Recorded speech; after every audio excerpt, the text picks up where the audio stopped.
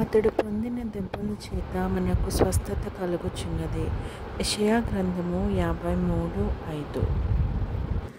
పరలోకమందున్న మా తండ్రి, నీ నామం పరిశుద్ధపరచబడును గాక, నీ రాజ్యము వచ్చును గాక, నీ చిత్తం పరలోకమందు నెరవేరుచున్నట్లు భూమి యందును నెరవేరును గాక. మా అనుదిన ఆహారం నేడు మాకు దయచేయము. ఇతరులు మా యెడల చేసిన పాపములను మేము క్షమించిన ప్రకారము మా పాపములను క్షమించుము.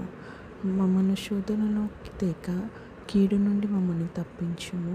ఎందుకనగా రాజ్యము, బలము, మహిమ, ప్రభావం నీవై ఉన్నవి. ఆమేన్.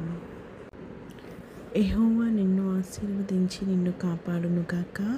యెహోవా నీకు తన సన్నిధిని ప్రకాశింపచేసి నిన్ను కరుణించును గాక.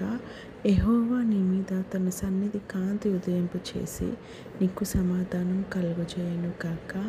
ఆమేన్.